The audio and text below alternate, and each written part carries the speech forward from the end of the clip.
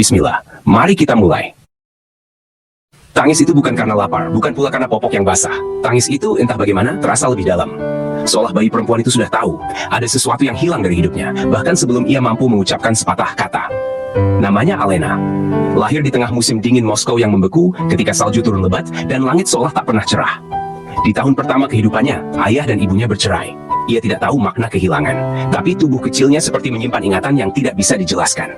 Pelukan ibunya kerap disertai isakan pelan, dan rumah yang dulu hangat perlahan menjadi sunyi. Setahun kemudian, ibunya menikah lagi. Kali ini dengan seorang pria Indonesia bernama Rudy, seorang TKI yang telah bekerja beberapa tahun di Rusia. Rudy tak banyak bicara, tapi ia bersikap lembut terhadap Alena. Meski begitu, kehangatan itu tidak pernah benar-benar menyentuh hatinya yang belum mengerti cara mencintai orang baru. Assalamualaikum warahmatullahi wabarakatuh. Kali ini Gino Motivator menyajikan kisah seorang tenaga kerja Indonesia atau pekerja migran Indonesia yang bekerja di salah satu negara. Negara itu tentu saja kita akan telusuri dan melalui perjuangan hingga pada akhirnya anak istrinya dibawa pulang ke Indonesia. Dan menarik karena sebelumnya dia menikahi seorang gadis, tetapi gadis itu sudah memiliki anak dan sudah punya istri atau seorang janda, dan janda itu pula lah yang dinikahinya dan dibawa pulang dengan anak gadis kecilnya. Bagaimana kisahnya? Ikuti terus media ini.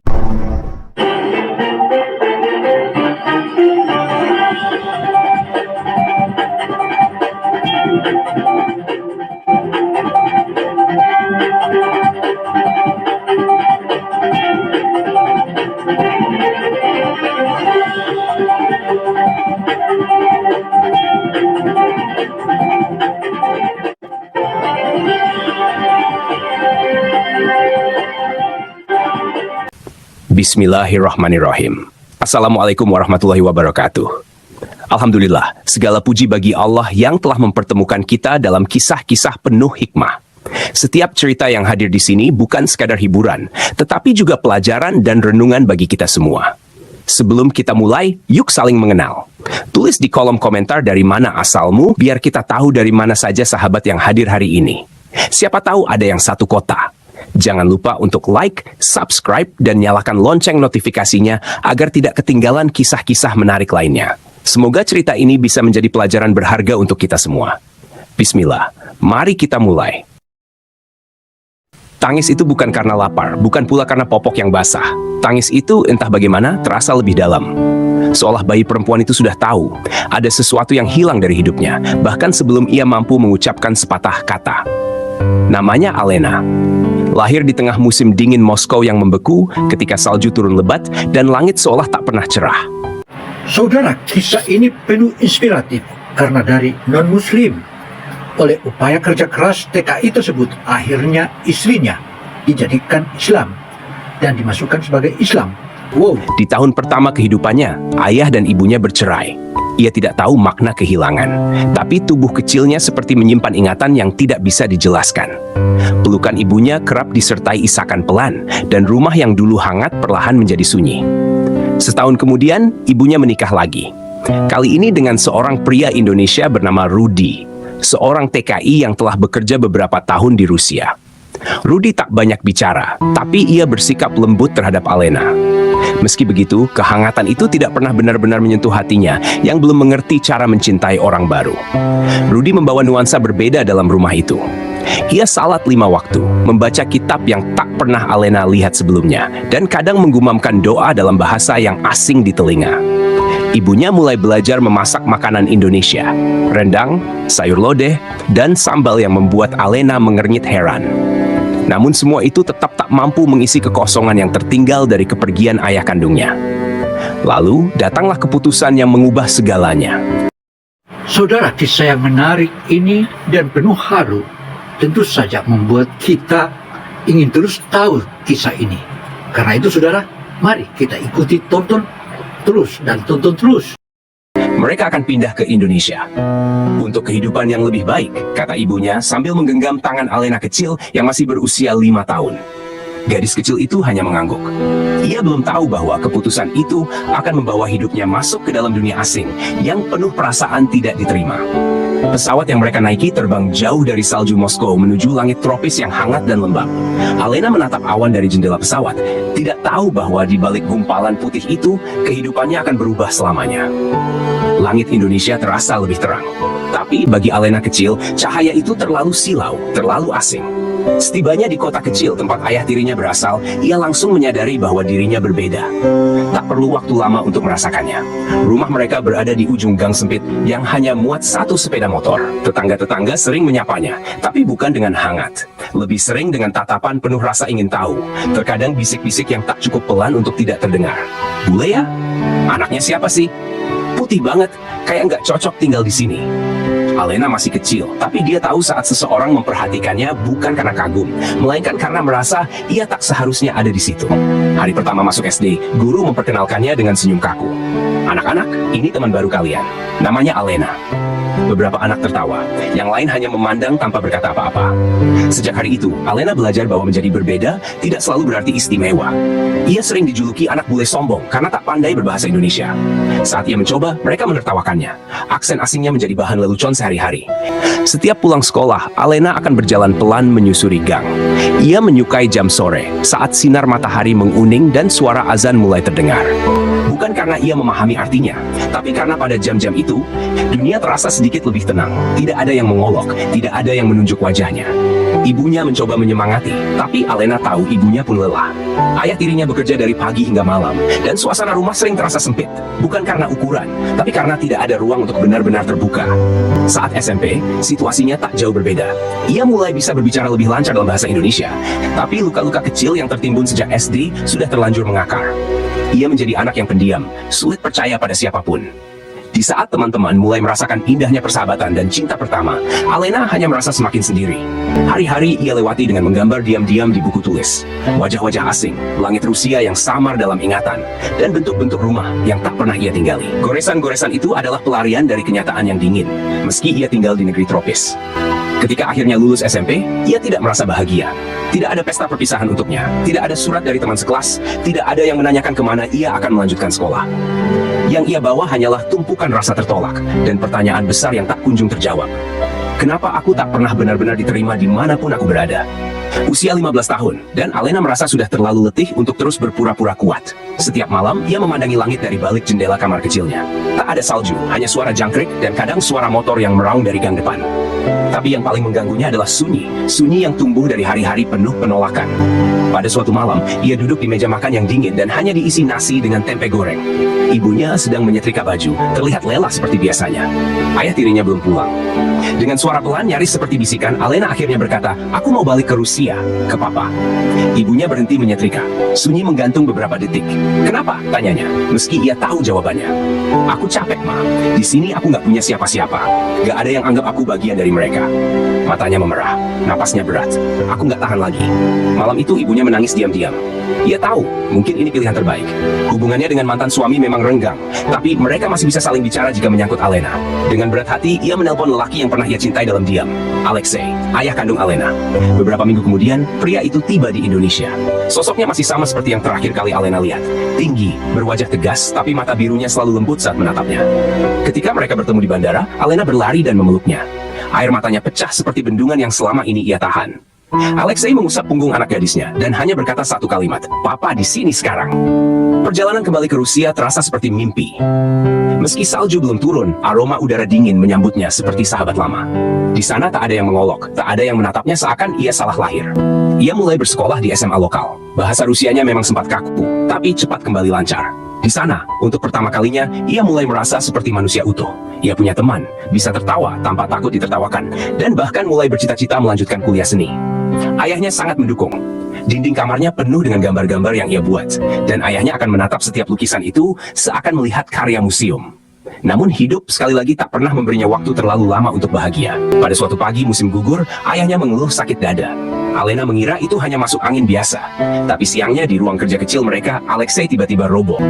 Dunia Alena kembali runtuh. Kali ini benar-benar sunyi. Tak ada pelukan yang menenangkannya. Tak ada lagi suara bas ayahnya yang mengucap selamat pagi. Pemakaman berlangsung dengan sederhana, dan setelah itu hanya ada keheningan yang menyelimuti apartemen kecil mereka. Untuk pertama kalinya sejak kembali, ia tidak tahu harus bagaimana. Saudara, Alena, setelah kepergian ayahnya seumur Selamanya ia hanya bisa diam dan meratapi nasib. Nasibku seperti apa lagi hari-hari esok. Hanya doa yang dipanjatkannya, semoga Allah menerima ayah kandungnya. Ia berdiri di balik jendela, menatap langit Rusia yang mendung. Matanya kosong, tapi dadanya penuh dengan sesuatu yang tak bisa didefinisikan.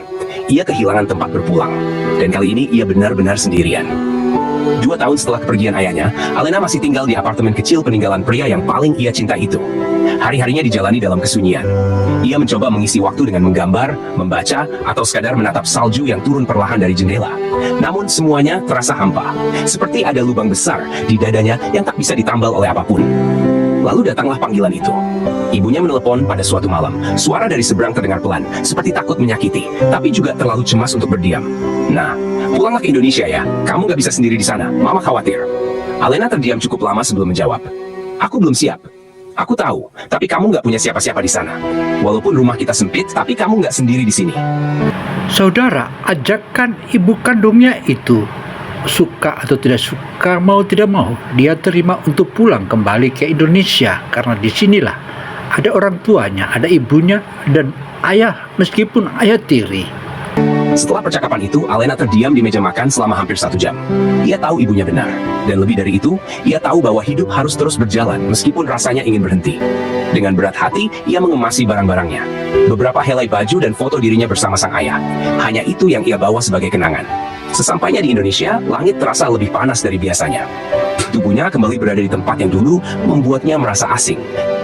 Alena berdiri di depan rumah yang dulu ia tinggali sebelum kembali ke Rusia. Bangunan itu masih sama, cat tembok yang mulai pudar, halaman sempit dengan pot bunga plastik, dan suara ayam tetangga yang berkokok seenaknya. Namun rasanya asing. Terlalu banyak luka yang belum sembuh, terlalu banyak ruang yang terasa sempit, baik secara harfiah maupun batin. Ibunya menyambut dengan peluk hangat, tapi tetap saja ada jarak yang tak terlihat. Bukan karena tak cinta, tapi karena dunia mereka sudah berbeda terlalu lama. Suaminya, ayah tiri Alena, bekerja serabutan. Kadang buruh proyek, kadang tukang servis elektronik keliling. Ekonomi rumah pas-pasan, dan kehadiran Alena menambah satu mulut untuk diberi makan. Setiap hari, Alena membantu di rumah. Memasak, menyapu, mengurus adik tirinya yang baru berusia 4 tahun. Tapi semakin hari, hatinya semakin berat. Ia ingin melanjutkan kuliah, tapi tak ada uang. Ia ingin bekerja, tapi di kota kecil ini lowongan terlalu sedikit. Belum lagi sorotan tetangga yang selalu membuatnya merasa salah tempat. Pada suatu malam, setelah makan malam yang hening, Alena memberanikan diri membuka suara. Bu, katanya pelan. Suaranya nyaris seperti bisikan. Aku udah lama mikir, kayaknya aku harus coba cari jalan sendiri. Ibunya berhenti menyendok nasi, menoleh. Maksudmu? Aku mau ke Jakarta, coba cari kerja di sana. Siapa tahu ada peluang. Di sini, aku ngerasa buntu. Ibunya menatap lekat-lekat, wajahnya kaget. Jakarta itu keras, Len. Kamu yakin bisa sendiri di sana? Alena mengangguk pelan. Aku nggak mau terus-terusan jadi beban. Aku pengen mandiri, nggak perlu banyak, cukup bisa berdiri di kaki sendiri. Hening sejenak, lalu sang ibu menarik napas panjang. Matanya berkaca-kaca. Kalau itu yang terbaik menurutmu, ibu izinkan. Tapi janji satu hal, jaga diri ya. Jangan sungkan pulang kalau kamu butuh tempat kembali. Beberapa hari kemudian, dengan koper kecil dan sisa tabungan dari Rusia, Alena berangkat ke Jakarta. Tidak dengan air mata, tapi dengan dada yang berdebar, antara takut dan berharap.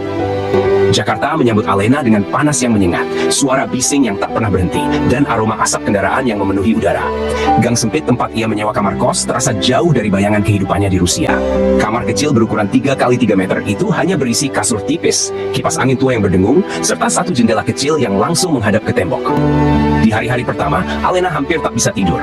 Bukan hanya karena udara yang pengap atau deru kendaraan dari jalan besar, tetapi juga karena satu hal yang amat mengganggunya.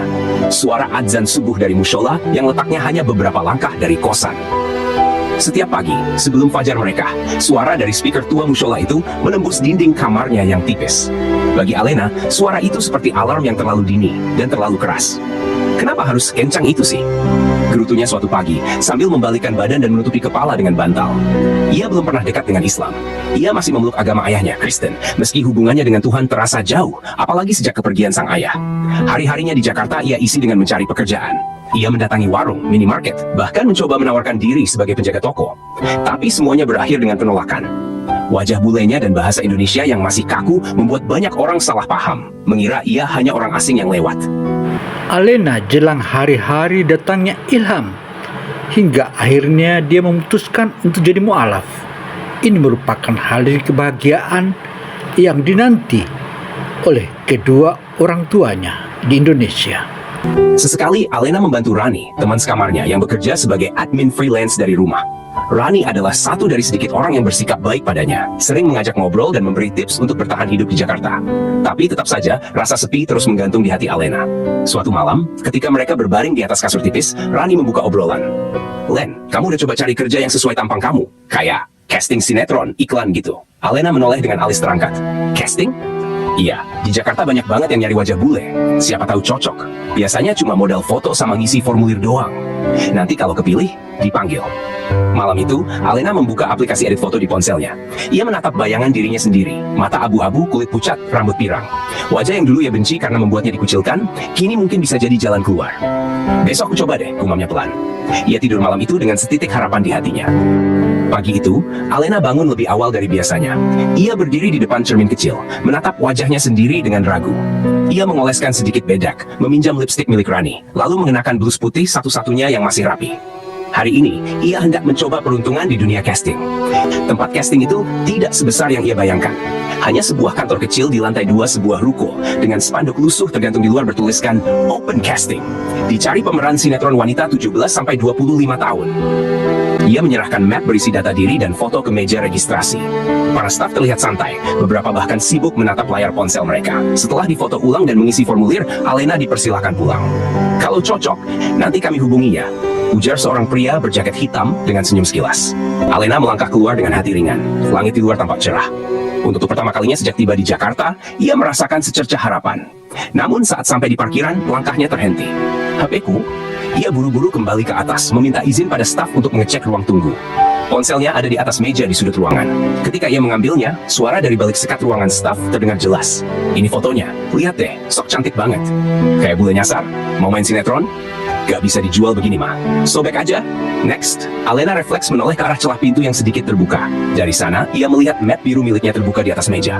Foto yang tadi ia cetak dengan penuh harapan, kini disobek oleh salah satu staf. Yang lain tertawa, lidahnya keluh, tangannya gemetar menggenggam HP. Tanpa berkata apa-apa, ia cepat-cepat melangkah pergi. Menahan napas, menahan air mata. Dunia seakan runtuh, bukan hanya karena mereka menolaknya, tapi karena cara mereka melakukannya. Tanpa sedikit pun menghargai usaha yang ia bawa dengan penuh keberanian. Setibanya di gang kos, langkahnya melambat. Jantungnya masih berdebar kencang. Ia masuk ke kamar, mengunci pintu, lalu duduk di lantai. Alena tidak menangis. Bukan karena ia kuat, tapi karena luka itu terlalu dalam untuk ditangisi. Hari-hari setelah kejadian di tempat casting terasa sunyi. Alena tak lagi bersemangat untuk keluar kamar. Ia hanya keluar sebentar untuk membeli makan atau sekadar mandi. Selebihnya, ia berbaring menatap langit-langit, memutar ulang suara tawa, dan robekan foto yang terus menghantuinya. Rani menyadari perubahan itu. Suatu malam, saat mereka berdua duduk bersandar di dinding, Rani membuka suara dengan lembut. "Len, kamu gak apa-apa?" Alena tak langsung menjawab. Ia hanya menatap kosong ke lantai. "Kamu tahu, kadang kita berharap sama manusia, tapi yang kita dapat malah luka," lanjut Rani pelan. "Aku juga pernah, Len. Tapi sejak aku mulai kenal Allah, semuanya perlahan jadi ringan." Alena menoleh. Samar. "Aku gak ngerti. Semua orang bilang Tuhan sayang sama kita, tapi kenapa rasanya hidup kayak kutukan?" Suaranya pelan, nyaris tak terdengar. Rani tersenyum kecil. "Mungkin karena kita belum kenal dia dengan cara yang benar." Malam itu, Rani mengajaknya duduk di musola kecil dekat gang. Bukan untuk syalat, hanya duduk diam di teras, menghirup udara malam sambil mendengar lantunan ayat Al-Quran dari toa masjid lain yang masih menyala. Alena awalnya ragu, tapi suara itu berbeda. Tidak seperti suara adzan yang dulu ia benci. Kali ini, ada nada lembut yang membuat hatinya hangat, meski ia tak mengerti arti dari bacaan itu. Sejak malam itu, ia beberapa kali ikut Rani menghadiri pengajian kecil di musola. Ia duduk paling belakang, diam, hanya mendengarkan. Tidak banyak yang tahu namanya, tidak ada yang bertanya terlalu banyak. Dan untuk pertama kalinya, ia merasa diterima. Rani meminjamkannya Al-Quran terjemahan. Alena membacanya pelan-pelan di kamar. Beberapa kalimat membuatnya tertegun. Sesungguhnya sesudah kesulitan itu ada kemudahan. Kalimat itu menempel di hatinya. Ia membacanya berulang-ulang, seakan mencoba meyakinkan diri bahwa semua luka yang ia alami bukan sia-sia. Suatu malam, setelah pengajian, ia menatap langit dan berkata pelan dalam hati, "Kalau engkau ada, dan engkau memang mendengar, tunjukkan aku jalan." Langit malam tak memberi jawaban, tapi dadanya terasa lebih lapang. Malam itu hujan turun pelan. Jalanan di depan gang basah, memantulkan lampu-lampu kuning yang redup. Di dalam kamar kos yang sempit, Alena duduk memeluk lutut di atas kasurnya. Di pikirannya, satu ayat terngiang kembali. "Dan barang siapa yang beriman kepada Allah, niscaya dia akan memberikan petunjuk kepada hatinya." Dadanya sesak. Bukan karena sedih, bukan juga karena kecewa, tapi karena sesuatu yang tak bisa ia jelaskan. Ada getar lembut di dada, seperti ada yang mengetuk, pelan, meminta dibukakan pintu. Alena berdiri. Ia menarik jaket tipis, lalu membuka pintu perlahan. Di depan kos, Rani duduk sendirian di bangku kayu, menatap hujan dengan cangkir kopi di tangannya. Lampu neon temaram memantulkan cahaya lembut di wajahnya yang tenang. Alena melangkah pelan mendekat, lalu duduk di sampingnya. "Ran," suaranya lirih, hampir tenggelam dalam suara rintik hujan. Rani menoleh. Aku mau masuk Islam." Rani terdiam sesaat menatap Alena lekat-lekat. "Kamu yakin?" Alena mengangguk pelan. Matanya basah. "Aku nggak tahu semua aturan. Aku nggak tahu harus ngapain. Tapi setiap kali aku baca Al-Quran, hati aku tenang. Dan aku cuma mau tenang. Itu aja." Rani tersenyum, lalu menggenggam tangannya hangat. "Kalau gitu ayo, kita ke masjid." Mereka berjalan pelan di bawah rintik hujan. Sepanjang jalan, Alena tak berkata apa-apa. Tapi dalam hatinya ia bicara terus. Pada Tuhan, pada dirinya, pada masa lalu yang penuh luka. Masjid itu kecil dan sederhana. Seorang kiai tua dengan sorban putih menyambut mereka dengan ramah. Setelah mendengar keinginan Alena, beliau mengangguk pelan. "Agama ini bukan paksaan. Tapi kalau hatimu sudah yakin, maka itu hidayah. Dan hidayah itu mahal," katanya lembut. Alena duduk bersimpuh. Tangannya gemetar. Air matanya sudah jatuh sejak tadi. Rani duduk di samping, menggenggam bahunya. Sang kiai membimbingnya perlahan. "Asyhadu an la ilaha illallah wa asyhadu anna Muhammadan Rasulullah." Suara Alena pelan, terbata, tapi penuh. Air matanya jatuh deras. Tapi kali ini bukan karena sakit, melainkan karena lapang. Untuk pertama kalinya, dalam hidupnya yang penuh kehilangan, ia merasa utuh. Malam itu, langit masih menangis bersama hujan. Tapi di dalam dada Alena telah tumbuh secercah cahaya. Ia tak lagi sendiri. Ia telah pulang, bukan ke negara atau rumah, tapi kepada Tuhan. Sore itu, ketika langit Jakarta mulai berwarna oranye keemasan, ponsel Alena berdering. Nama Mama muncul di layar. Ia mengangkat dengan sedikit ragu. "Halo. Len, Mama mau ngomong sesuatu, tapi jangan langsung bilang enggak ya." Alena menyipitkan mata, merasa curiga. "Apaan sih?" "Ini loh, kamu dijodohin." "Hah? Serius?" Suara Alena meninggi, terkejut. "Iya, anaknya kerja di bengkel. Orangnya biasa aja, tapi katanya rajin, sopan, tanggung jawab. Mama pikir siapa tahu cocok. Hidup kamu di Jakarta juga kan belum stabil." Alena menghela napas. "Mama yakin? Aku baru ngerasa tenang hidupnya." "Justru itu, Mama nggak maksa, cuma pengen kamu pikirin. Kalau kamu mau pulang sebentar, ketemu aja dulu. Nggak suka juga nggak apa-apa." Alena terdiam lama. Dalam hati, ia bingung. Tapi bagian dari dirinya juga merasa penasaran. "Ya udah, aku pikirin dulu ya." Seminggu kemudian, Alena memutuskan pulang. Bukan karena yakin, tapi karena ingin memastikan. Sang ibu menyambut dengan pelukan hangat dan secangkir teh manis. Rumah itu masih sama, tapi hatinya sudah mulai berubah. Beberapa hari di rumah membuat Alena merasa sedikit damai. Dan akhirnya, di hari ketiga, Mama memberinya nomor kontak Fikri, nama pria yang dijodohkan dengannya. Alena menatap nomor itu lama sebelum akhirnya memberanikan diri mengirim pesan. "Assalamualaikum, ini Alena." Kata Mama, "Kita disuruh kenalan." Balasan datang tak lama kemudian. "Waalaikumsalam. Iya, saya Fikri. Makasih udah nyapa duluan." Obrolan mereka berjalan perlahan. Awalnya terasa canggung ya, hanya basa-basi soal cuaca dan kegiatan sehari-hari. Tapi lambat laun, Alena mulai nyaman. Fikri tidak banyak bicara soal cinta, tapi lebih sering bertanya, "Kamu sehat? Atau lagi sibuk apa hari ini?" Beberapa hari setelahnya, Fikri mengajaknya bertemu. Mereka memilih tempat sederhana, sebuah warung bakso tak jauh dari rumah. Alena datang mengenakan kerudung segi empat dan gamis polos. Fikri mengenakan kemeja kotak dan celana jeans lusuh. "Aku nggak punya banyak hal," ujar Fikri pelan. "Tapi kalau kamu yakin, insya Allah aku bakal jagain kamu sebisaku." Alena tersenyum kecil. "Aku nggak cari yang sempurna, aku cuma pengen hidup yang tenang." Dan untuk pertama kalinya, ia merasa siap membuka hati untuk masa depan. Hubungan Alena dan Fikri berjalan seperti sungai kecil. Tenang, jujur, dan perlahan mengalir ke arah yang pasti. Mereka tidak menjalani pacaran seperti kebanyakan orang, hanya saling mengenal lewat percakapan-percakapan hangat dan pertemuan sederhana yang selalu dalam batasan. Setiap hari Jumat, Fikri datang ke rumah Alena. Kadang membawa oleh-oleh kecil, kadang hanya senyuman dan cerita lelah dari bengkel. Tapi Alena tidak butuh hadiah besar, kehadirannya saja sudah cukup. Beberapa minggu setelah perkenalan itu, Fikri mengutarakannya. "Aku nggak mau lama-lama. Kalau kamu siap, aku pengen serius. Aku pengen halalin kamu, Le." Alena menunduk pelan. Hatinya sudah mantap. "Aku juga siap." Lamaran pun dilangsungkan dengan sederhana di ruang tamu rumah mamanya. Tidak ada pesta besar, hanya beberapa kerabat dekat, doa yang khidmat, dan senyum hangat. Tak lama setelah itu, mereka pun menikah. Sebuah akad yang singkat tapi sakral, menjadi awal dari kehidupan baru mereka berdua. Pernikahan mereka sederhana, hanya sewa aula kecil, makan prasmanan, dan foto berdua dengan latar kain putih.